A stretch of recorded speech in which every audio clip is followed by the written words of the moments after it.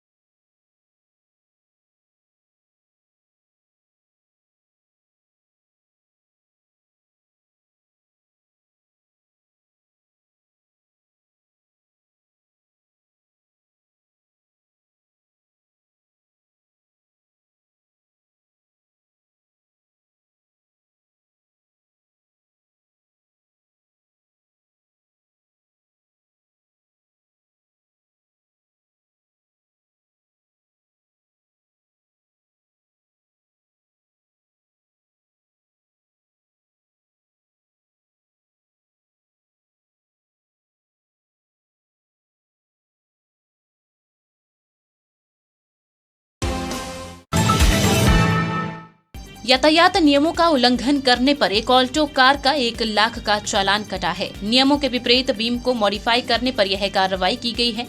Car के टायरों को मॉडिफाई किया गया था तथा इसके अधिकृत ढांचे से भी काफी छेड़छाड़ की गई थी। पुलिस ने जब इस गाड़ी को रोका तो नियमों का उल्लंघन पाया गया और भारी भरकम चालान काटा गया है। पुलिस द्वारा की गई यह कार्रवाई शहर में चर्चा का विषय बनी हुई है। एसपी बलबीर सिंह ने बताया कि आगे भी इस तरह का अभियान जारी रहेगा और नियमों की अनदेखी करने वालों के खिलाफ सख्त कार्रवाई की जाएगी। उन्होंने कहा कि सभी को यातायात नियमों का पालन करना चाहिए। ये जहाँ तक मेरी जानकारी है कोई 1 लाख से ऊपर इसमें जो कंपाउंडिंग रहेगी, क्योंकि इन्होंने उसमें काफ़ी वायलेशन करी थी। कोई मॉडिफाइड टायर्स उसमें लगाए, बाकी चीज़ों को उसमें बदला था। किसी भी गाड़ी में अगर जो अथॉराइज्ड गाड़ी का जो स्ट्रक्चर होता है उसके साथ कोई भी छेड़छाड़ करता है, उसमें कोई ब्लैक फिल्म लगाता है, कोई ऐसी लाइट्स लगाते हैं जिससे उसको चलाने पर दूसरे व्यक्ति के लिए खतरा उत्पन्न हो, तो ऐसी कोई भी जो वायलेशन है उसके लिए किसी भी गाड़ी का चालान किया जा सकता है। और हमारी खास नज़र ऐसे लोगों के ऊपर रहेगी या ऐसे व्हीकल के ऊपर रहेगी कि जो सड़क पर दूसरे लोगों को परेशानी में डालने का काम करते हैं या वो रैश या नेग्लिजेंट ड्राइविंग में इन्वॉल्व रहते हैं। तो लगातार ऐसे लोगों को हम सचेत करते रहते हैं कि वो गाड़ियों का अगर इस्तेमाल कर रहे हैं तो जो मोटर व्हीकल एक्ट है उसकी वो वायलेशन ना करें। कीरतपुर नेरचौक 4 लेन पर कैंची मोड़ टनल 1 में समानांतर टनल बनकर पूरी तरह से तैयार हो गई है। जल्द ही इस समानांतर टनल में भी वाहनों की आवाजाही होगी। National highway authority of India की ओर से 15 दिनों के भीतर इस टनल पर वाहनों की आवाजाही शुरू करने का लक्ष्य निर्धारित किया है। National highway authority of India के अधिकारियों ने 4 लेन का विजिट किया। विजिट के दौरान उच्च अधिकारियों द्वारा संबंधित अधिकारियों को निर्देश भी दिए। बताया जा रहा है कि कीरतपुर नेरचौक 4 लेन पर कैंची मोड़ टनल नंबर 1 की समानांतर टनल करीब 1800 मीटर लंबी है। इस टनल पर करीब 280 करोड़ की राशि खर्च की गई है।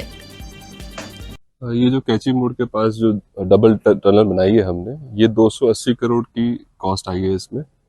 प्लस इसमें जो लैंड एक्विजिशन कॉस्ट थी वो पहले ही इसमें इंक्लूडेड थी, तो अलग से 280 करोड़ हमने एडिशनल दिए हैं इसमें। सर कितनी लेंथ है इसकी? ये हमारी 1800 मीटर की है। कितनी इम्पोर्टेंट है ये टनल और इससे क्या फ़ायदा होगा? अभी बनकर तैयार होना चाहिए और अभी वैकल्पिक व्यवस्था क्या रहेगी?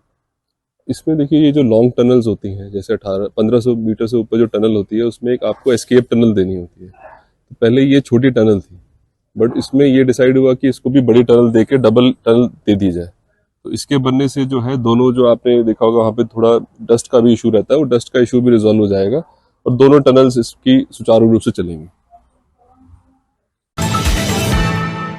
कस्बा टौनी देवी के अपर दरोगढ़ के ग्रामीण उपायुक्त गंधर्वा राठौर से मिले। ग्रामीणों ने कहा कि उनके गांव को जाने वाला 200 साल पुराना रास्ता एक व्यक्ति ने बंद कर दिया था, जिसे राष्ट्रीय राजमार्ग 3 के कार्य में लगी कंपनी ने तोड़ा था। रास्ता अपर दरोगढ़ से दरकोटी में मिलता है। कंपनी ने आश्वासन दिया था कि रास्ता बना कर देंगे। जब राष्ट्रीय मार्ग के कार्य में लगी कंपनी रास्ता बनाने लगी तो दरकोटी गांव का एक व्यक्ति गाली गलौज करने लगा और सदियों पुराने रास्ते को बंद कर दिया और वहां से कंपनी कर्मचारियों को भी भगा दिया। व्यक्ति ने रास्ते में कांटेदार झाड़ियां और पत्थर रख दिए हैं। लोगों ने बताया कि उनके बच्चे स्कूल जाते हैं और उनको वहां पर गिरने का खतरा भी रहता है, जिस कारण कोई भी अनहोनी कभी भी हो सकती है। हम इधर आए थे एसडीएम के पास, डीसी मैम से मिले। हम पहले भी आए थे 19 तारीख को और हमें डीसी मैम ने एसडीएम के पास भेजा। एसडीएम ने हमें आश्वासन दिया है कि हम पटवारी के पास जाएंगे, पटवारी आएंगे, उधर मौका देखेंगे। हाँ, अगर है सरकारी रास्ता तो वो हम रास्ता देंगे उधर से। हाँ जी, हाँ, पूर्व प्रधान हमारे साथ चले हुए हैं, रात दिन वो हमारे साथ चले हुए हैं। हाँ जी, और ये हमारे गांव के मेंबर सारे, गांव के सदस्य सारे साथ में चले हुए हैं। किया गया कि उन्होंने इसको पटवारी को, तहसीलदार को दिया कि गांव पर जाकर डिमार्केशन करो, देखो रास्ता वो सरकारी है या वैसे ही है। तो आज ही उन्होंने बोला कि आज ही उनके साथ मिलो। बाकी एनएच वालों को भी कह दिया कि वो भी उनके साथ भी आज ही मिलो। अब देखते हैं क्या करते हैं वो। मतलब ऐसा है ना, उसमें जिस हिसाब से कह रहे हैं ना कि सरकारी रास्ता है, मान लो सरकारी रास्ता नहीं लगा हुआ है तो वहाँ पर एज मतलब हरिजन बस्ती है, 200 साल से जा रहे हैं, रास्ता है, तो अगर वो रास्ता नहीं मिलेगा या तो वो जाएंगे कहाँ? मेन मुद्दा तो ये है। इन्होंने तो कह दिया कि डिमार्केशन कराएंगे और सरकारी रास्ता हो तो मिलेगा, पर अगर सरकारी नहीं होगा तो कैसे जाएंगे, कैसे करेंगे? निशानदेही अभी पूरी नहीं की है उन्होंने। अगर निशानदेही पूरी करेंगे तो जहां से वो रोक रहा है वो भी NH वालों की निकल रही है, पर निशानदेही करें ना वो। हाँ, कष्ट करते हैं कि वहां पर निशानदेही करें और उसके बाद फिर वहां डंगा लगे और डंगे से के साथ ही हमारा रास्ता भी बन जाएगा। हम उससे उस जमीन वाली से हम नहीं लेंगे। बिलासपुर शहर में इन दिनों घना कोहरा छाया हुआ है, जिससे विजिबिलिटी काफी कम हो गई है। सुबह के समय हालात ऐसे हैं कि लोगों को अपनी गाड़ियों की लाइट जलाकर ही गंतव्य तक पहुंचना पड़ रहा है। कोहरे के कारण सड़कों पर वाहन रेंगते हुए नजर आ रहे हैं और यातायात की रफ्तार भी धीमी हो गई है। अधिक कोहरे की वजह से आमजन के रोजमर्रा के कार्य प्रभावित हो रहे हैं। खासकर सुबह स्कूल जाने वाले बच्चों, दफ्तर जाने वाले कर्मचारियों और व्यापारियों को परेशानियों का सामना करना पड़ रहा है। कई स्थानों पर वाहन चालकों को सामने से आ रहे वाहनों का सही अंदाजा नहीं लग पा रहा, जिससे हादसों की आशंका भी बनी हुई है। मौसम विभाग के अनुसार आने वाले दिनों में भी सुबह और देर रात को कोहरा बने रहने की संभावना है। और इस धुंध के कारण और इस बहुत ठंड के कारण आग का सहारा लेना पड़ता है। लोगों को अंगीठियां जलानी पड़ रही है और बिजली के कट भी लग रहे हैं। उस कारण घरों में हीटर की भी प्रॉब्लम आ रही है, तो लोगों को सड़कों पे कहीं में लकड़ी जला के, अंगीठी जला के ही सहारा लेना पड़ रहा है ताकि स्वस्थ रहे। सर बहुत ज़्यादा ठंड है और कोहरे से ऐसा है कि आगे जैसे स्कूटी बाइक पे चलते हैं तो दिखता नहीं है, तो लाइट ऑन करनी पड़ती है। हफ्ता हो गया इसमें, जब से बारिश पड़ी है उसके बाद तो कंटिन्यू ही है। सुबह तो काफ़ी ज़्यादा है, दिखाई भी नहीं देता आगे ना। राम राम सभी भाइयों को। तो भाई जी, धुंध में बड़ी मुश्किल हो रही है आजकल गाड़ी चलाने में, कोहरा बहुत पड़ रहा है। तो सभी भाइयों से मेरा अनुरोध है कि अपनी गाड़ी ध्यान से चलाएं और अपनी लाइटें लूटें सही रखें, पीछे गाड़ी में प्रोजेक्टर वगैरह लगाएं जिससे सेफ्टी रहे। तो भाई ध्यान रखें अपना, बढ़िया से गाड़ी चलाएं और धुंध में ज्यादा धुंध हो तो गाड़ी साइड में खड़ी कर लें, अपना सेफ्टी का ध्यान रखें। कीरतपुर नेरचौक 4 लेन पर कैंची मोड़ टनल 1 में समानांतर टनल बनकर पूरी तरह से तैयार हो गई है। जल्द ही इस समानांतर टनल में भी वाहनों की आवाजाही होगी। National highway authority of India की ओर से 15 दिनों के भीतर इस टनल पर वाहनों की आवाजाही शुरू करने का लक्ष्य निर्धारित किया है। National highway authority of India के अधिकारियों ने 4 लेन का विजिट किया। विजिट के दौरान उच्च अधिकारियों द्वारा संबंधित अधिकारियों को निर्देश भी दिए।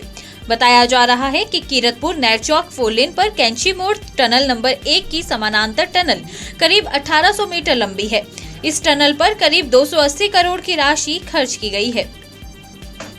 ये जो कैंची मोड़ के पास जो डबल टनल बनाई है हमने, ये 280 करोड़ की कॉस्ट आई है इसमें, प्लस इसमें जो लैंड एक्विजिशन कॉस्ट थी वो पहले ही इसमें इंक्लूडेड थी, तो अलग से 280 करोड़ हमने एडिशनल दिए हैं इसमें।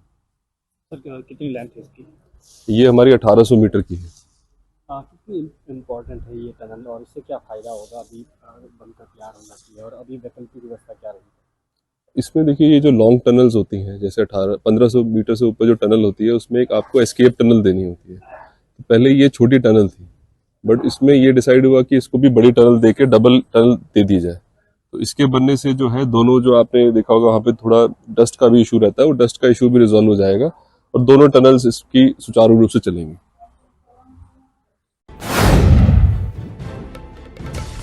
न्यूज बुलेटिन में बस इतना ही। देखते रहिए दिव्या हिमाचल टीवी।